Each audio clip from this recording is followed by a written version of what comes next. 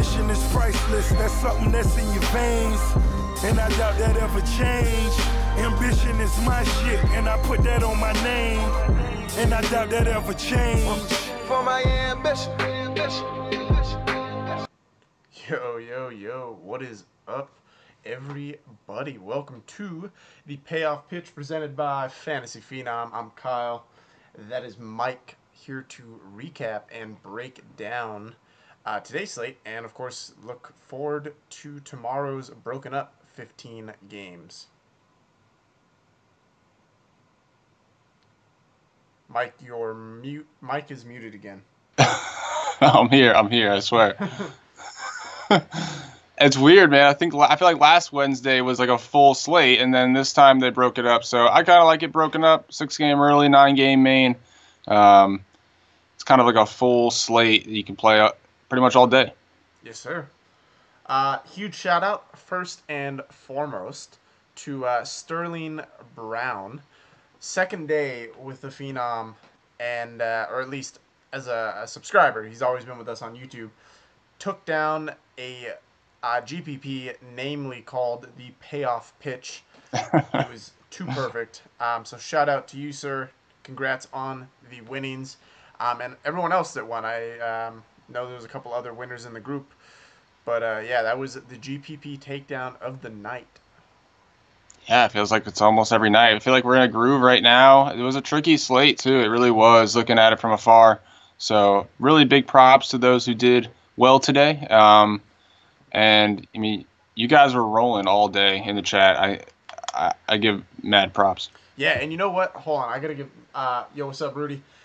Mike Birdman in the chat. I popped into the chat earlier today, and he's like, yo, Howie Kendrick is that value play today. He's 2,300 on FanDuel, and he's leading off versus a lefty. Plug him in. And bam, goes off. That was way too cheap. I mean, the price discrepancy for him between the two sites was astronomical. So yeah, that's just one of many different scenarios where the chat just puts the Phenoms on a player and it works out, man. So thank you, Birdman. Yes, sir. Yeah, man, and our write-ups were fire today. The pitching, talked about Salazar. I said last night, best recent numbers of all pitchers on the slate. Probably my favorite play on FanDuel from paying up. An xFIP of 2.42, best on the slate in his last 30. K rate of 39%, also best on the slate. And then on DraftKings, talked about pairing Salazar with Dinelson Lamet. And sure enough, those were the two best value pitchers on the slate. Yeah, that was the perfect lineup right there. I think if you had Salazar and Lamet, that's what was in the perfect lineup. And, you know, the more I did the research on this slate, the more I realized that one of these 6 guys was going to be a head above the rest. So I was like, what are the odds that all 6 of these pay-up options really don't perform? So we hit it, man. We hit on the show last night with Salazar. He went out, he scored almost 8 DraftKings points, 12 FanDuel points, more than the rest of the field. I think you kind of had to have him to win anything, all the GPPs today. And he's just in a groove right now. This guy's, since he came back from the DL, he modified his pitch selection, and it has been working out. Now the quality of opponents has been kind of well, but still, today, man. Minnesota Twins last 7 days, highest WOBA in the league. True. Yeah, they're having coming in clicking. So it was definitely a feat to come in and shut them down. And touch on Dinelson Lamet real quick. Another shout out here to Clint in the group. He made a post about this today. So since Dinelson Lamet started throwing his slider, right, the Padres basically said to him, you need to learn to throw a slider. Since he started incorporating that, an ERA of 2.2 in his career, right? That includes all levels. And also, shout out, you guys know mine and Theo's rivalry here. Every Dinelson Lamet, Luis Castillo slate. Theo sends me a text, and he says to me, Luis Castillo with the sunglass face, 43 FanDuel points. Gonna be tough to beat that. There you go. Bam. Dinelson Lamet outscored him on both sites. I love the win put him over the top. I fucking love Dinelson Lamet, man. If you've watched the show one time, you know he's got one of the nastiest sliders which is one of the nastiest pitches in the entire league. When it is on, he's not getting hit. He's just not. Right. It's really cool about him too is the hard slider is taking over for the 12-6 curve, because with all the hard throwers nowadays, people have to gear up early. And so if they don't catch that spin quite as quick, like with a hard slider like he has, it makes for a good swing and miss pitch, especially in this day and age. And Lamet, most guys that come over from the international pool get signed when they're like 16, 17, 18 years old. This guy wasn't signed until he was 21. Kind of just fell under the radar. And, they picked him up. Like you said, they told him, this is what we want you to throw. And he is executing, man. Easily their best pitcher. Definitely exciting young arm. One of our boys. Yeah, and I think you hit on a point there, right? Look at some of the most successful pitchers in the league right now. Relief pitchers too. One that comes to mind is Kenley Jansen. Mm-hmm. His out pitch is the cutter, and that movement, like you're talking about, cutter, slider, obviously not the same pitch, but movement that on a fast pitch, gearing up for that fastball, it's tough to hit, man. Look at and being a Giants fan, I go back to Sergio Romo. Those couple years that he had that slider that just dropped out of the zone, he was unhittable. If a slider is on, you're not hitting it. There's just no way. Mm-hmm. Yeah, and the thing about Lamet, it's not like he has much horizontal or vertical break to that slider. It is just a very, very hard throwing pitch with enough movement to miss bats. I look at Dylan Betances, another guy. Thinking about Yankees, Severino, another guy that does that hard slider. So, I definitely think with the increase in velocity, throughout, that is just a pitch that we'll see. We're going to be seeing a lot more and more take over for the slow curve. Now, real quick question for you. Theo pointed this out to me the other day, and I'm interested to hear your take on it. Through looking at split statistics, Theo is finding that power hitters are having more success versus, and I quote, ground ball pitchers. His theory behind this is the trend right now is uppercut swings. On a pitcher throwing down in the zone, that uppercut is going to connect better than a pitch that is up in the zone. Do you think that theory is valid? Do you think those stats are skewed? What are your thoughts on that? Well, a ground ball pitcher disguises a pitch down the middle. He's disguising a pitch down the middle that's going to drop down, and they pitch into the zone, right? And to me, almost all home runs, maybe there's true home run hitters, obviously, but to me, almost all home runs are on mistake pitches. And pitchers that are constantly pitching down in the zone, when they flip a ball that doesn't have any spin on it, it just stays. Yeah. It doesn't break. So ground ball pitchers, when they miss, generally it stays right where it can be hit. So, yeah, there's definitely a lot of ground ball pitchers that have home run problems because of that. Interesting take. Makes sense. I definitely see his theory, though. I think it's a worthy discussion to look at. Looking at the bats, Carlos Santana, 2 home run day, 3 RBIs, and 2 walks. Throwing Corey Spangenberg. You were all over that guy last night. Salute. SpongeBob is back.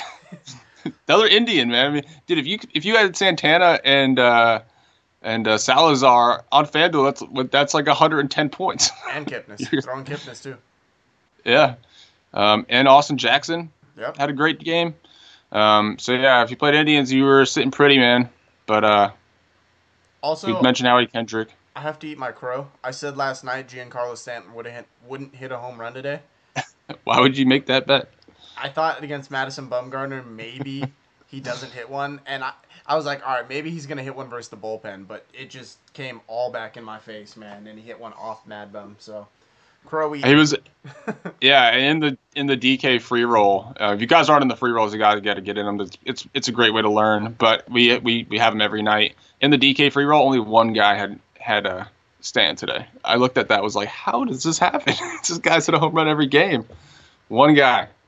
I didn't play him either, man. So it's not, I can't talk shit. I was not in that player. No, neither did I. It thinks it's interesting. It goes to show you that people were like, "There's no way that this can happen again." 6 home runs in 6 games is pretty ridiculous. I don't get it. But he's on another level, man. He's going for 70. 60 Yeah. 60 looks like that's a done deal now. It's crazy that they put him on waivers too, man. We'll see what happens. I don't think there's any way he gets traded. I really don't. They'd have to get a tremendous haul, which I'd imagine they would. But he sells tickets. You trade Stanton away. What does the Marlins provide their fans? I have no idea. It's a dumb idea altogether. Well, I think the thing with it, though, and me and Theo were talking about this today as well, is teams put about half their players on these waivers, and the reasons they do it is after after the trade deadline, you get a one pool option, right? So, like today, for example, a team claimed Marco Estrada. I don't know if I didn't see who it was yet. I don't know if that came out, but now the Blue Jays have the option of pulling him back. However, they can't go back and do that again. So it's just a way to gauge interest and see if anyone's interested in the player. And obviously, once he clears waivers like Jay Bruce did, well, then you're free to trade with any team. There's nothing to happen there. Mm-hmm. No, it's still newsworthy, though. I mean, dude's Absolutely. on fire. Yeah, no, absolutely. All right, well, we got the 6-game early on DK. It's split up into 2 slates on FanDuel. It's 3 and 3. But starting with Washington, LA, we got Ricky Nolasco, Tanner Roark. Looking at bats or pitchers here at all? Yeah, definitely going to look on a 3-game slate. I don't think there's anybody as bad as Ricky Nolasco. I mean, he's been okay since the All-Star break, but he still gets a ton of home runs. So I don't see why not. I'll one up you with Matt Cain on that call. Okay, but either way, I mean, if you're talking full game stack, I think I'd rather stack Nationals. But yeah, he gives up a ton of home runs, man. Leads the league. So funny point here. Jags in the chat, he said, Stanton's contract $325 million. What's funny is in 2-3 years that contract's gonna look like value. I know. That's what I was saying today. I was like, it doesn't feel like that much money anymore. Yeah. But yeah, Washington, I think on this 3-game FanDuel slate, them and Miami are going to be the 2 stacks that I go after. And I will say I'm probably going to look at some Milwaukee bats to attack Cole, who I think will be the chalk on the slate. On FanDuel, actually Nelson's on there. I don't know. It's definitely going to be between those 2 pitchers. I would imagine you're going to get bats low owned either side of this Pittsburgh-Milwaukee game. I don't think I attack Roark. That's probably a fade on both sides. I'm not pitching him, but I'm not attacking him. So I guess it comes down to Urena, who's not been great, but the Giants are bad besides today. And then you got Matt Cain and Ricky Nolasco. I think your chalky stacks, hands down, are going to be Washington, Miami on FanDuel. You agree with that process of elimination? Oh, yeah. Definitely on FanDuel. I even think on DraftKings, those are 2 of the worst pitchers on the slate. Since the All-Star break, Roark's given up 2 runs or less in every single start except for 1. He's been pretty consistent at his price. I could see people going there if they wanted to pay down because there's not much solid pitching options. So I could see a safe floor from him against LA. Maybe not a ton of upside, but if you compare him to the other options, I could see why he would stand out. Yes, sir. Obviously, Pittsburgh, Milwaukee, touch quickly on that. On FanDuel, I think Nelson is the play. I know he's had obviously that last start was rough, but to speak on how good Nelson has been prior to that start, his xFIP over the last 30 days, I apologize, with that start included is still only 2.86. It sucks, man. This guy had I think it was a top 6 ERA in the league. I was touting him as, a dark horse to be the top 5 in the Cy Young candidate. And now he's got an ERA that's almost 3.7. After 1 start, they just kind of let him run out there and kind of take it on the chin in that last start. He just didn't have it. But that is going to skew all the data. I mean, you look at what he's been doing over the course of the entire season. He's been so consistently good, man. I agree. I think he is easily the best pitcher on this slate. Agree. I will say Cole probably has the most K upside on the slate by matchup. Yeah. But yeah, and he's actually been turning it on as of late too. yes, but I do think Nelson is the better strikeout pitcher. Cole probably has the better matchup. Mm-hmm. So 7 straight quality starts for Garrett Cole, so he is kind of on a little bit of a ride. And then these games are obviously separate on FanDuel, but included on DraftKings, Kansas City, Oakland, Baltimore, Seattle, and Philly, and San Diego. But looking at Kansas City, Oakland's at home versus lefties. They've been doing well. Danny Duffy, not so great of late. Oakland, obviously, with a nice comeback win today, 10-8. I think Duffy's in a spot where he can get hit tomorrow. Obviously, some lefty killers, namely Ryan Healy, Marcus Semien, Matt Chapman. Some power. They do have some lefty killers. This lineup changes completely versus a lefty. Yeah, and their numbers are reflecting it. However, those lefty masters do strike out more than the other lineup that they do run out there. This is facts. Danny Duffy, 9,600 is just a little too much for me. I think he's in the same vein as Robark, where he's been pitching well since the All-Star break. He has been putting up solid numbers, and he probably gets a plus K matchup, in my opinion. It's just a price for me. He's only $300 less than Jimmy Nelson. I could see perhaps as a pairing. But I'm not completely shying away from this Oakland matchup for Duffy on a 6-game slate. I'm with you there. I think on DraftKings, I think he's probably the fourth pitcher I look at. And it's crazy I'm looking at Ubaldo over Jimenez. Over Duffy. That's just, I wrote that in the What's Reddit. happening? Yeah, I don't know how I'm doing this. But what I like about Duffy is you talk about the positive K matchup. His strikeouts seem to have come back, at least of late. Right. He's got a 29.6% K rate last 14, and pair that with a 15.5% swing and strike rate. So those strikeouts are definitely legit. We talk about this all the time, right? Your swing and strike rate, strikeouts typically have a 2-to-1 correlation. 2 strikeouts for every, 2 strikeout percentage points for every swinging strike percentage point. And what I like about it is xFIP is also suggesting that he's pitching well, 3.19, and his ERA is sitting at 6, at least of late, and on the year, it's not low either. I think some people might shy away from this, so Duffy could be a low-owned play, and I think on FanDuel especially, you're going to get Ubaldo, I think, is going to be the chalk against Seattle, and I think Duffy will be a great pivot option. I think I would much rather play Duffy against Oakland than Ubaldo, in my opinion. His last start, he gave up 5 runs in Chicago against the White Sox, which is a comparable team to Oakland, in my opinion. But other than that, man, since he's come off the DL, he's had that's pretty much the only game he's been roughed up. So we know what this guy can do. He was 25 plus K percentage over the course of the entire season last year. Yeah. Again, I truly think on FanDuel, Ubaldo gets the ownership for what he's been doing of late. But Perhaps. With you. I'm not. Yeah. I can't do it, man. I don't know. I can't ignore the strikeouts. I really can't. And Seattle's striking out a ton right now. So I do think I have to look at Ubaldo, but I'm still torn. I think on this 3-game slate, it's a lot harder. On DraftKings, probably. I think it's more of a GPP throw, man, because he's sandwiched between Roark and Duffy, who I think have safer floors.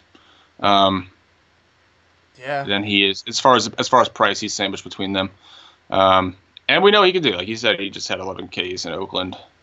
So, and that's the thing is he's always been such a streaky player. Mm-hmm. But is he deserving of the price, right? And we always talk about that, and that's where I'm torn on. Not so much the upside, because I know the upside. I'm torn on whether he's worth this much money right now, and I don't have a clear answer yet. Mm-hmm. Marco Gonzalez, I can't pitch him for the sheer fact of they're just not letting him go deep. He got pulled at 64 pitches, and he gave up 1 run. That really fucked me last time. I got him at like $4,600, which was awesome. And he was doing all he needed to. I mean, he had positive points, and I think he was close to 10. And then he got pulled at 64 pitches, and I can't play that. And especially not against Baltimore.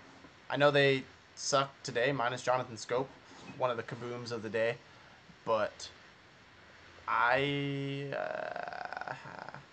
don't know. It's going to happen again. They're not going to let him go deep. I talked about this last time he was out. You know, the Mariners are just digging at the bottom of every team's pitching barrel right now. They started their 16th starting pitcher this season today with Albers. Gonzalez was their 15th, and they pretty much picked him off the bottom of the barrel, and they bought low on him. I mean, he missed all of last season due to injury. He was okay in the minors before that. And so he came back mid-June, I believe, this season off the injury, and they've been kind of slowly building him back up. But Seattle just has such a need that they thrusted him right in. They're just trying to find anything to stay in this. They need it, race. man. Yeah. And then finally we got. And Philly. Albers pitched well today, man. So he did. Who knows? Maybe they have some good. Inning. Maybe they have some solid pitching scouts, even though. No way. Albert's a flash in the pan, man. No way this guy stays. Yeah, no, I'm just fucking around. Yeah, career journeyman, I should say. Finally, Philadelphia, San Diego. Nick Pivetta on the road is not good. San Diego's been swinging the bat well. And then Clayton Richard, I think this is just going to be a complete game fade all around for me. I think the San Diego bats are cheap. I think there's definitely some punt-worthy guys in there. I don't say you stack San Diego, but I think if you need a cheap bat, there's definitely a couple in there that you look at. Pivetta, like you said. Hunter Renfroe. Yeah, Hunter Renfroe. Aswade and Perella are both really hot right now as well, and they both are at the top of the order. So I would put them in play. But yeah, like you said, Pivetta, it's over 7, I think, his ERA on the road, 7.8. Yeah, it's pretty bad. And we didn't talk about a Royal stack, but that's my favorite place to go tomorrow again against Blackburn. Top to bottom, they're hitting. Yep. All right, on to this 15-game slate. Tampa, Toronto, Jake Faria and Marcus Stroman. I don't know that I can pitch Stroman against Tampa Bay. I know the K upside, but Stroman's not a K pitcher. At least not in the true sense. Obviously, I know he can get strikeouts when he needs to, but I just don't know that there's enough upside here for me to play him, especially not at his price. And then Faria, we know the K upside, but Toronto's hot, so. Yeah, Stroman's pretty much all fastball sinker, man. He throws an occasional slider. He's just one of those guys that his sinker induces like a 78% ground ball rate. And so he throws it a shitload. Like, why wouldn't you? And because of it, he's pitching the ground ball. He doesn't really get a lot of Ks. So we always talk about it. I don't find myself really ever pitching Stroman. 9-game slate, probably one of the best matchups on the slate. Puts him in play, I think. You definitely got to go. Yeah, you definitely do. 11-6, though, so what's his upside? His upside is if he's missing bats. Well, he's facing a team that is striking out a ton. So I definitely think there's a plus for the Ks for a guy that the opponents beat the ball into the ground. So we always like that, I will say this. I think, well, first of all, he's more of a play on FanDuel. He's only 8.8 there. And you're looking in the price range of Cole Hamels. And he's cheaper than Carlos Carrasco, who I think I actually would like Stroman a little more. Same price, right above Charlie Morton, and Tanner Roark's in the early. So around those guys, right? I think I would like Stroman there. And the encouraging thing about Stroman is his swinging strike rate and strikeouts are not aligning right now. Over his last 14 days, he's got a strikeout rate of 16% with a swinging strike rate of almost 11.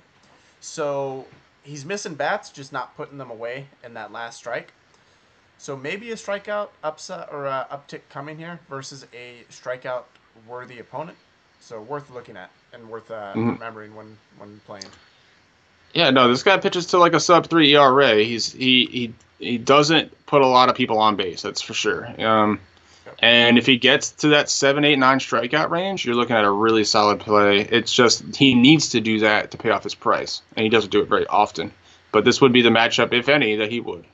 And then Jake Faria, I think, I don't know that he's a gloss over. I know that he's not having as great a month. He probably got figured out a little bit, but I don't see anybody on Jake Faria tomorrow. I don't necessarily hate it.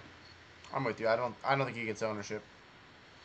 Now this He's guy, got that rubber duck, remember? Yeah, I forgot about that story. Jesus. He's got his lucky rubber duck. Now this is a guy I'm looking at on DraftKings. FanDuel, I don't think he's in play. He's 7-2 on FanDuel. Jaime Garcia. And on DraftKings, he's priced really far down, and it's for a reason. He's been pitching bad of late. But he gets a Mets team at home versus lefties that's striking out 28% of the time with an average under 200. However, they bring an ISO of 178. And we did this experiment the other day, and we talked about it. Mets hit a home run or they strike out. It's pretty much what they're doing right now. So there's risk involved, but low investment risk, I should say, with this price on DraftKings. Again, not a FanDuel play for me, but an SP2 option for sure on a slate where you might want to pay up to a guy like Yu Darvish. He might be Kluber-esque in terms of matchup and other guys on the slate. I like the call. I watched that whole game against Boston when he pitched, and he was pitching well. He's pitching a shutout into the 6th inning and then gave up 2 bombs in that 6th inning, and they took him out. And they really, if you look at his line, he gave up 7 hits, 5 2/3, 3 earned, 2 homers. So other than those 2 home runs, it would have been a pretty great start against a Boston team that nobody was looking at, and his price dipped after it. The thing about Jaime Garcia is he's going to put people on base, and so I like it against a team like the Mets. Like, he can inherit runners, you know what I mean? He can put people on base because the odds of the Mets stringing together walks and hits to score runs, we haven't seen it, man. The problem is if he puts people on base and then the ball goes out. Yep. So definitely a strikeout, a plus matchup for him at 5,800. I agree. I think it's too cheap on DraftKings. And the thing I like a lot is he's been really, really good versus lefties, and that's where almost all the power comes from on the Mets. Yep. Conforto. Yep. I'm trying to think. Granderson, yep. That new Smith guy is a lefty. Yep. So I think it's. We saw what Montgomery did against them too. He's all right. Truth. He's a lefty. St. Louis, Boston. We got Lance Lynn and Eduardo Rodriguez.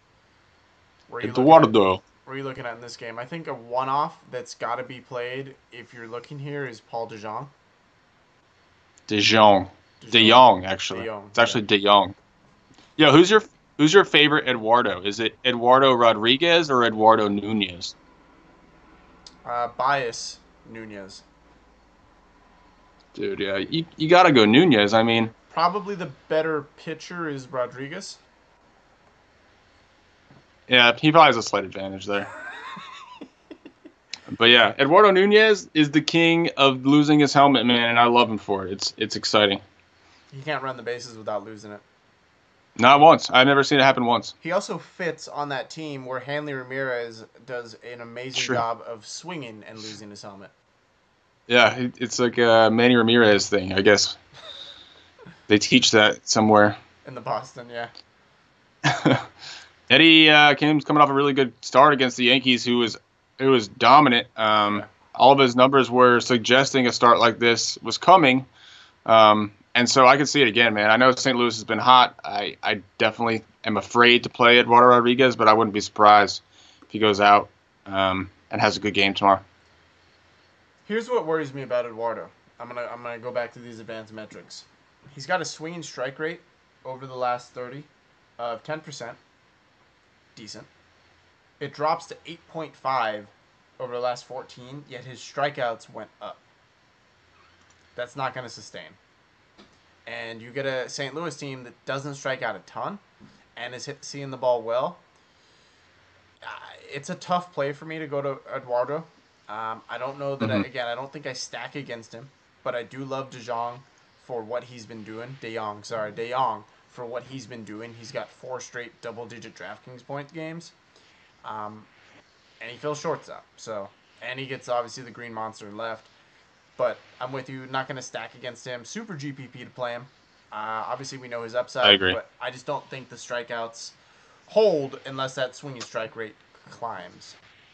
Right. And I'll take it a step further. So looking at what he throws, He's pretty much strictly fastball changeup, and he's been that way for almost his whole career. He also has a slider he features, but he's almost all fastball changeup. So I like that against a team that has been striking out a ton, because that shows me that team's timing is off. Whereas with the Cardinals, who've been playing well and not striking out a ton, if you only got a fastball changeup going, their timing is probably on enough to sit dead red and wait for it. I mean, he's got a really good fastball, don't get me wrong.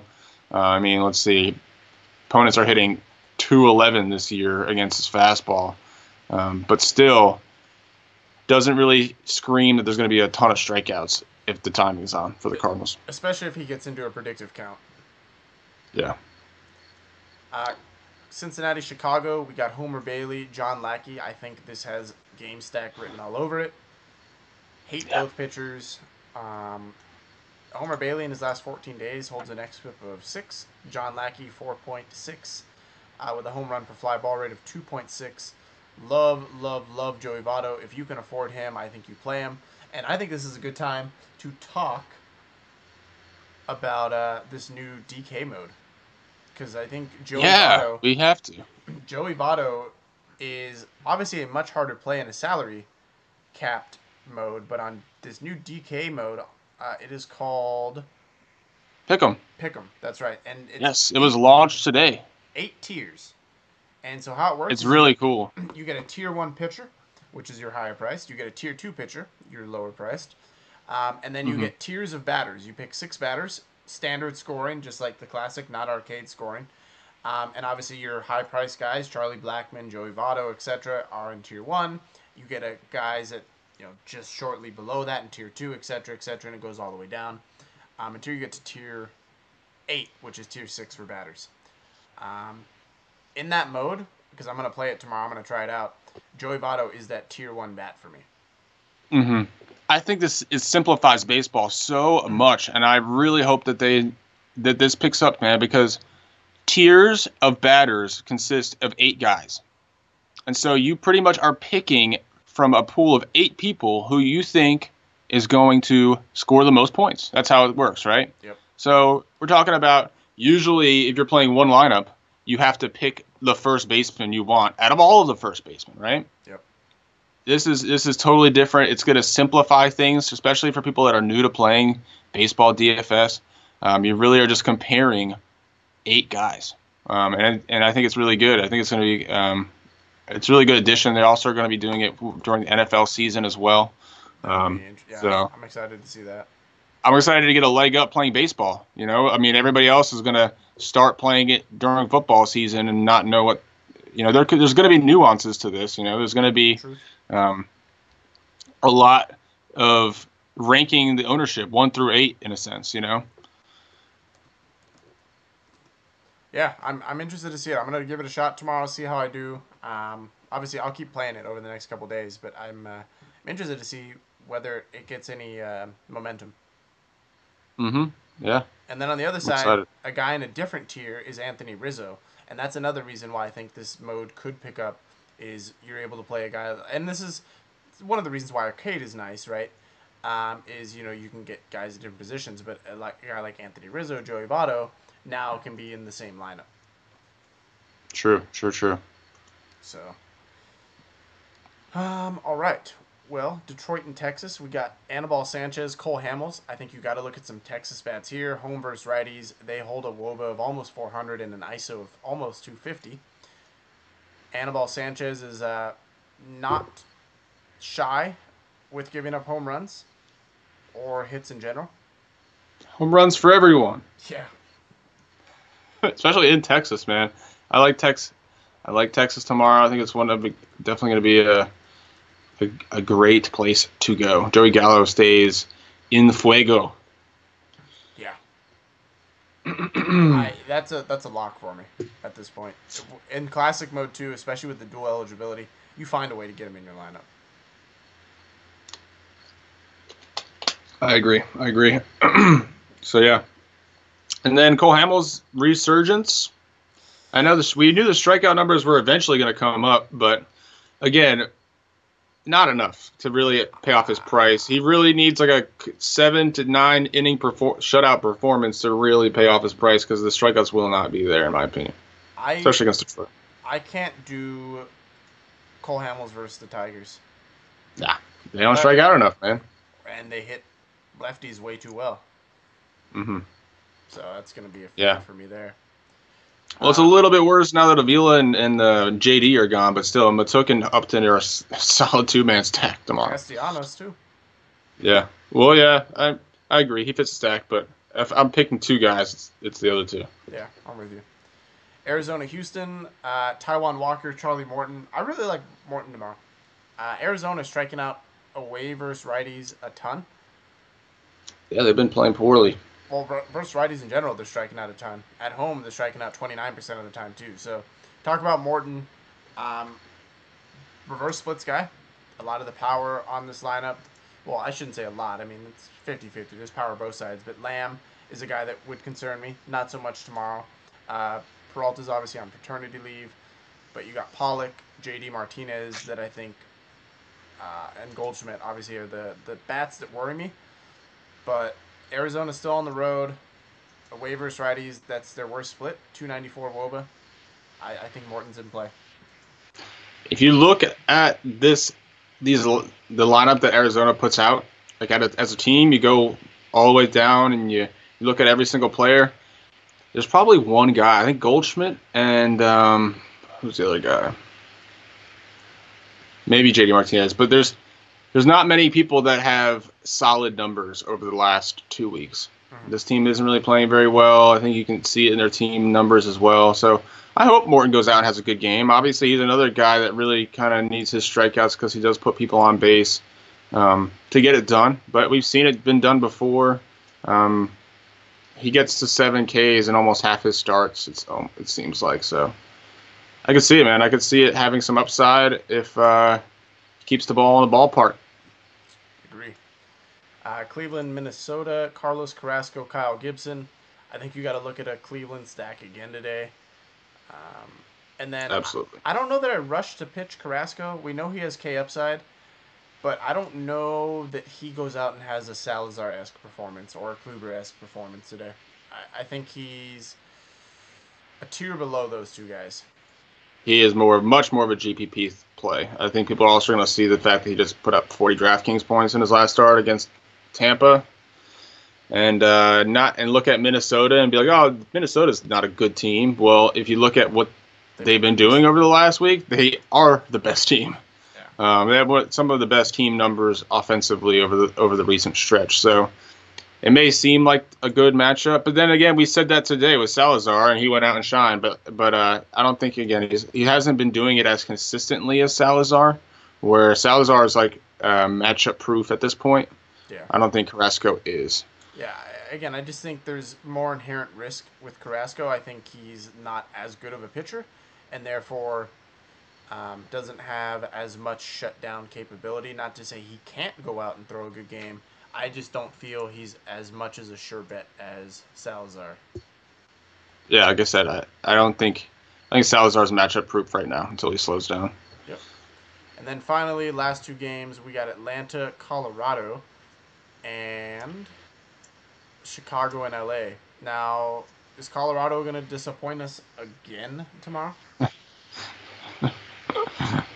Hey, man, I don't know. Mike Fulton-Evans isn't the worst play at this point, is it? Talk about a low floor, high ceiling. Yeah, and the thing is, he's actually been pitching well of late, too. Well, he just got rocked in St. Louis, but before that, he had his probably best game of the season. Like he was our ace of the day after his Miami start. So his last 2 starts have been polar opposites. Well, it's also St. Louis. He got them at a bad time. He did. So, what do you do here? I think I don't feel comfortable enough to play it. If I'm playing one lineup, I'm not playing Mike Fulton-Evans and Coors. I don't think anybody will be. But if you were a tournament player, obviously he has the K stuff to go out there, and he is catching Colorado at a good time. And then this John Gray against Atlanta, I think, probably has one of the better matchups as far as bad teams right now. I don't think Atlanta strikes out a ton, and I don't think Gray has this amazing K upside, but 3 runs or less in each of his last 5 games. Atlanta, I could see it being pretty chalk it up to a quality start. I like Gray as an SP2. I don't know that he's an SP your only pitcher on FanDuel. I like him as an SP2. Again, you mentioned the safe floor. Um, he has strikeout ability. Not showing it as much this year. And Atlanta, again, not a team that strikes out a ton. So limited upside. But for the price, I think you're looking at with the I like it. A safe floor. Yep. Yeah, I like it. I think he definitely stands out amongst the people in that 7K range. And then we have the White Sox and the Dodgers. Again, Rodon and Darvish. I think this game could be low scoring. Darvish, I think, has the ability. We talk about this, right? A pitcher that has the ability to go out and severely outscore the rest of the slate. Darvish has Salazar. Yep. I think he gets a good matchup too. Looking at the pitch selection, I think he's getting this would be a good matchup for him. It's been lights 13-7 though. That is rough. It is extremely expensive, which is why I kind of like the idea of Jaime Garcia. I think that's the pairing if you're playing Darvish, but I usually reserve 13K and above for Kluber, Maxon. I mean, can you argue the numbers of late though? He's got over his last 14 days, really since he's joined the Dodgers, an xFIP under 2, a K rate of 42%. That's Kluber-esque, an average against under 200, and his swinging strike rate is backing it up, and that's what I love. Right, so his swinging strike rate is 15% and 17% in the last 30. Right, so it's there. And then you talk about the White Sox. Well, on the road versus righties in their last 30, 26% strikeout rate. Over the last 7 days overall, the White Sox have a 23% K rate, and over the last 14 to 26 overall as a team. So, team that strikes out, team that's bad versus righties, pitcher that strikes out a lot of guys, pitcher that shuts down every hand. No, it makes sense. Everything makes sense except for the price. Again, like his numbers can't be compared because we're not looking for a great start. You were looking for an amazing start. Like 30 points isn't going to cut it, in my opinion. I agree. But I think he has the matchup and the upside to put up a 40-point DraftKings points and a 60-point FanDuel point game. And I don't know if there's another pitcher that has that upside. Now, that's not saying it couldn't happen. I just don't see the pitching landscape. If Darvish is on tomorrow, I think he can outscore someone on FanDuel by 20 points and DraftKings by 15. And that's what you're betting on. That is what you're betting on. You have to look at the whole slate and you say, all right, if I'm playing you Darvish, is he going to be that much better than the rest where 13-7 is worth it? And with that, you're going to have to find value. So it's going to come down to lineup construction, obviously, when you're thinking of playing a guy that expensive. Fun fact also, in this pick'em mode, Yu Darvish is the only pitcher not on the slate. Is he really? They omitted him on the Tier 1 option because he's so far above everyone else. He's Tier 1A. Yeah. I wonder if there's going to be, say today, where there was, 6 guys. I wonder if they'll have, I don't know. It'd be interesting. I don't know. I'm thinking more on Charlie Morton. I think he's got the stuff. Love Morton. John Gray feels like the safer play in the same area. And then Faria feels like the ownership play in that area. It's funny you say that because that is the pairing I made on my prelim lineup is Morton and Gray. Okay. Yeah, I think Morton has the upside, Gray has this floor, and Faria is going to get super low ownership because those two players probably will be in play. I think Jaime Garcia, because of Yu Darvish and this entire slate landscape, is going to get an unnecessary amount of ownership tomorrow on DraftKings. Mm-hmm. I mean, who else you really think is a proper pairing with him, What's Rodon's price? 67. I was just about to say perhaps Rodon. What's Jaime Garcia? 62. Fulton Evans. Yeah, 58. So it's $900 difference. I could get there. I think especially for an ownership pivot, I'll argue that. Well, Lance Lynn against Boston. I can't go there. I think if you're gonna try and avoid that Jaime Garcia ownership, if that is the case, I'll argue Rodon has the K upside. Yeah, And I don't know. I just think upside. Lance Lynn pitching to a 3.1 ERA, a 2.07 batting average against the season. He seems like. That's looking at a safer play. Yeah, that's what I'm saying. I think he's a safer play. I mean, just to pivot off ownership. Yeah. So, a lot of places. And if I'm playing Darvish, all I really need is a safe play at SP2. You know. That's fair. So, a lot of places to go tomorrow. Of course, we'll have the write-ups in River as soon as we get some lineups out, find some value. Again, congrats to all those guys that cashed today. Big shout out to Sterling, GPP Takedown. If you guys, of course, are interested in joining the community, hit that subscribe button down below. Take you to PayPal. You get that free 7-day trial. No risk involved. Yep, takes you right to our 24/7 chat. Where if this is a hobby for you, if you're watching this, then you probably play DFS. I don't know if you are and you don't. I really don't know what to say, but yeah, if this is a hobby for you, man, check it out. Chop it up. Get the spreadsheets. You see if it's for you. If it's not, it's not. You know. Hopefully, you still tune in and watch us talk to each other. Great. But it is what it is, man. We keep it real for sure. You know, we definitely go a little bit more in depth for our subscribers. This is just the tip of the iceberg. You know, this is our slate overview breakdown, but all day tomorrow we're in there. And we definitely give our subscribers the next level about what we're thinking and what our research is. And they do the same with us. So yeah, it's all one big thing. Great. So, all right, guys, we'll have a wonderful night or day, depending on when you are listening. Appreciate, again, the views on YouTube, just giving us your support that way. And, yeah, absolutely. Look forward to talking to you guys again tomorrow night. And if you ever want to talk to us directly, hit us up, man. Twitter, River, wherever. We're happy to chat. This is true. So have a good one, guys.